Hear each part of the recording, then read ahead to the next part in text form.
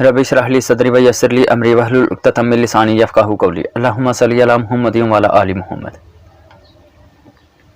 अल्लाह ताला ने हज़ूर पाक सल्लल्लाहु अलैहि वसल्लम को ख़ातमुन नबिय्यीन बनाकर भेजा। अल्लाह ताला ने हज़ूर पाक सल्लल्लाहु अलैहि वसल्लम को इमामुल अंबिया बनाकर भेजा। अल्लाह ताला ने हज़ूर पाक सल्लल्लाहु अलैहि वसल्लम को रहमतल लिल आलमीन बनाकर भेजा। ये हज़ूर पाक सल्लल्लाहु अलैहि वसल्लम की तीन ऐसी फजीलतें हैं कि जो किसी को भी और नहीं मिली हैं। यानी कि हज़ूर पाक सल्लल्लाहु अलैहि वसल्लम को अल्लाह ताला ने बेमिसाल बनाकर भेजा है। पूरी कायनात में हज़ूर पाक सल्लल्लाहु अलैहि वसल्लम का कोई भी सानी नहीं है। अगर हम इन तीन फजीलतों पर ही गौर करें तो हज़ूर पाक सल्लल्लाहु अलैहि वसल्लम की मिसाल या हज़ूर पाक सल्लल्लाहु अलैहि वसल्लम का कोई भी सानी ना तो इंसानों में है, ना फरिश्तों में है और ना ही जिन्नात में है। इसलिए हज़ूर पाक सल्लल्लाहु अलैहि वसल्लम को अल्लाह ताला ने बेमिसाल बनाकर भेजा है।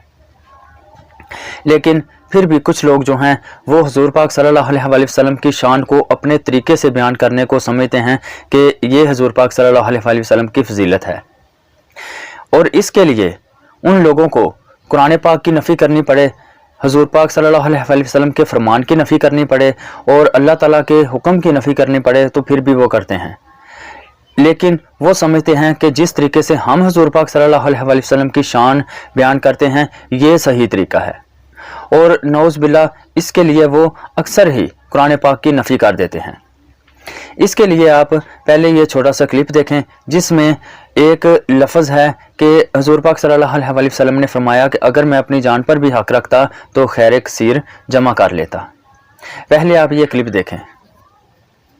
इसी तरीके से किसी पैगंबर के इख्तियार में नहीं ये चीज़ होती कि उसे कोई गैबी खबर पता चल जाए जब तक अल्लाह ताला उस पर ज़ाहिर न करते। ये कोई कॉम्पिटेंसी नहीं है जो आप सीख लेंगे और फिर आप जब चाहें फार्मूला लगाएं और आगे रिजल्ट निकले। नहीं,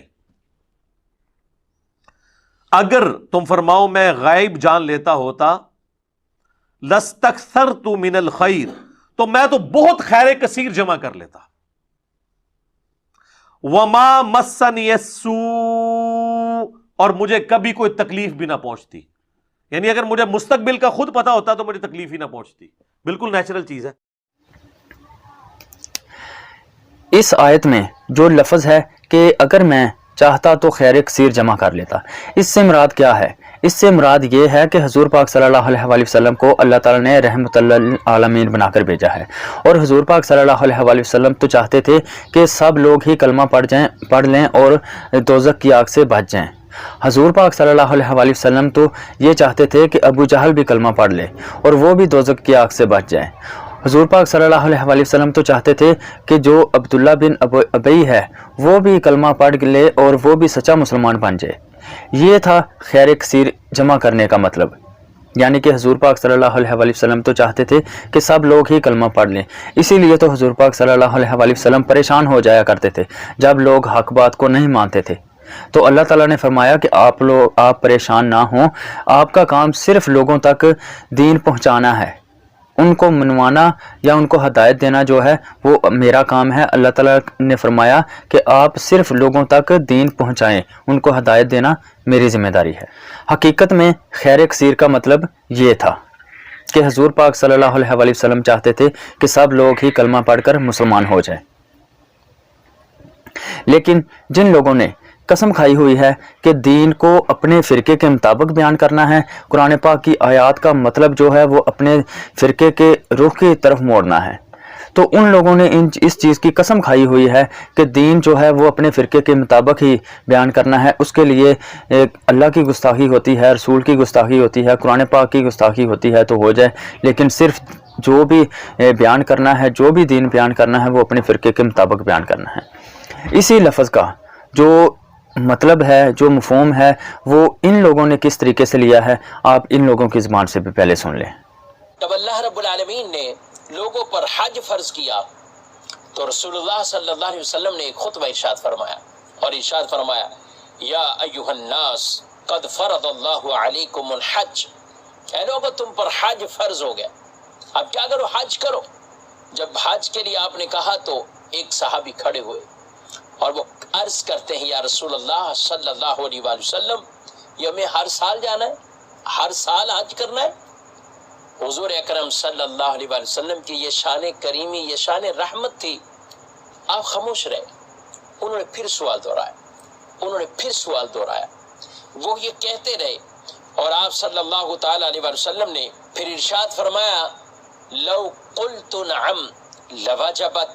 اگر میں ہاں کہہ دیتا تو ہر سال ہی حج فرض ہوتا۔ حج کا بھی فریضہ یہ بھی گویا کہ رسول اللہ صلی اللہ علیہ وسلم کے اختیار میں تھا۔ تو عرض کرنے کے مقصد کہ رسول اللہ صلی اللہ تعالی علیہ وسلم کو تشریعی احکامات میں بھی جہاں چاہیں جس کے لیے جو فیصلہ کریں آپ اسے وہی فیصلہ کریں، وہی اس کے لیے شریعت کا حکم بن جاتا ہے۔ یہ تو آپ کے اختیارات ان چیزوں میں۔ اور اگر ہم دوسری طرف آئیں کہ کبھی آپ درخت کو بلائیں، درخت بھی آپ کا حکم پا کر حاضر ہو جائے، جانوروں سے آپ کلام کریں، پتھروں کو اشارہ کریں تو وہ پتھر بھی جو ہے وہ آپ کی طرف آئیں، وہ کلمہ پڑھیں، وہ درود و سلام آپ پر پڑھیں، آپ اشارہ کریں تو بادل آپ کا حکم پاتے ہوئے بارش برسائے بھی، بارش ختم بھی کرے، آپ اشارہ کریں تو چاند کے ٹکڑے ہو جائیں، آپ اشارہ کریں تو ڈوبا ہوا سورج واپس آ جائے۔ یہ ان چیزوں پر بھی رسول اللہ صلی اللہ تعالی علیہ وآلہ وسلم کے اختیارات ہیں۔ اللہ نے آپ کو یہ شان عطا فرمائی ہے کہ ساری چیزیں آپ کے محکوم ہیں، یعنی آپ کے حکم کے پابند ہیں، آپ جو حکم دیں اس کے لیے ویسے ہی فیصلہ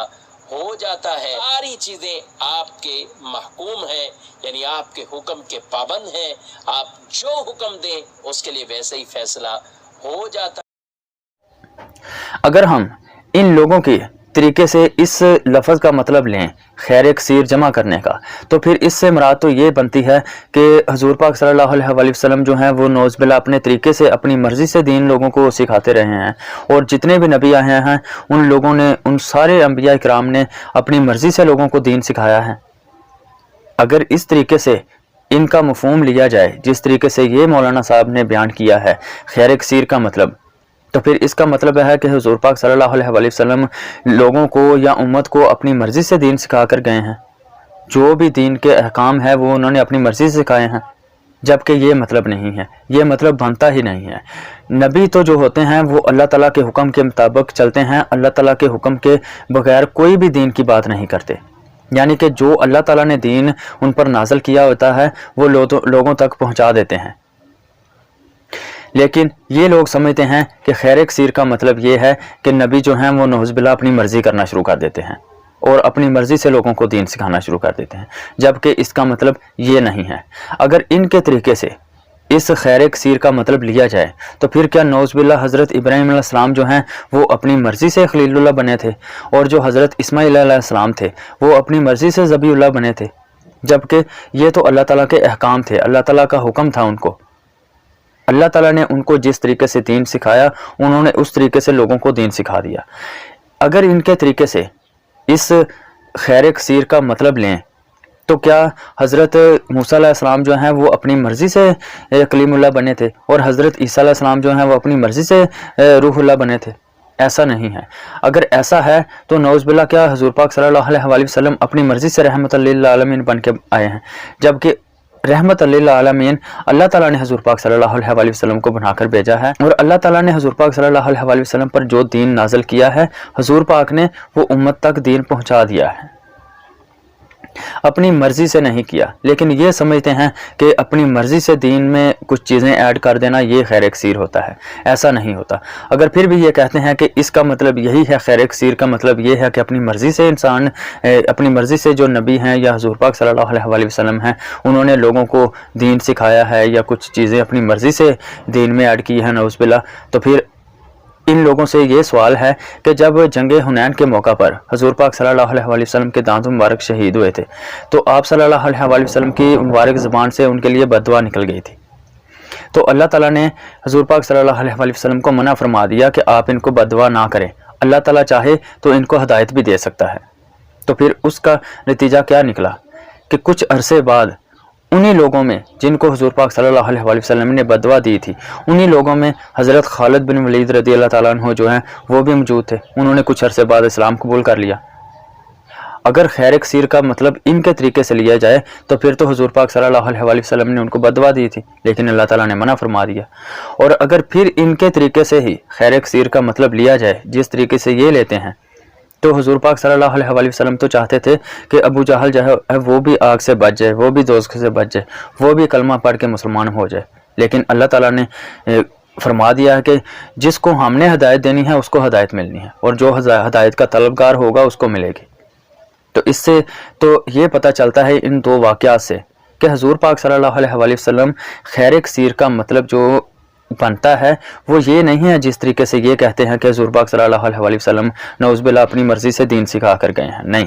خیر کثیر کا مطلب یہ ہے کہ وہ تو رحمت للعالمین تھے، وہ تو چاہتے تھے کہ سب لوگ مسلمان بن جائے، لیکن دین اس طریقے سے چلنا ہے جس طریقے سے اللہ تعالیٰ نے چاہنا ہے۔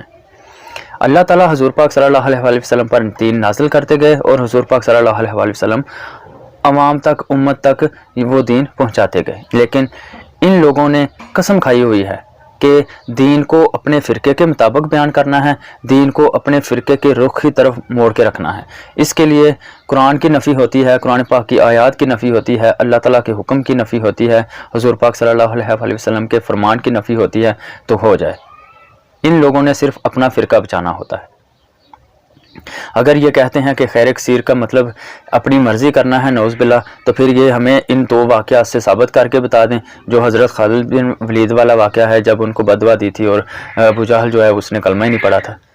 اللہ تعالیٰ سے دعا ہے کہ اللہ تعالیٰ ہمیں اس دین پر عمل کرنے کی توفیق عطا فرمائے جو دین حضور پاک صلی اللہ علیہ وآلہ وسلم لے کر آئے ہیں اور انہوں نے امت تک پہنچایا ہے، اور دین میں غلوب کرنے سے اور دین میں اپنی طرف سے کچھ باتیں جمع کرنے سے اللہ تعالیٰ ہمیں بچائے، حق بات کو سن کر اس پر عمل کرنے کی توفیق عطا فرمائے اور حق بات کو بیان کرنے کی توفیق عطا فرمائے، آمین، جزاک اللہ خیر۔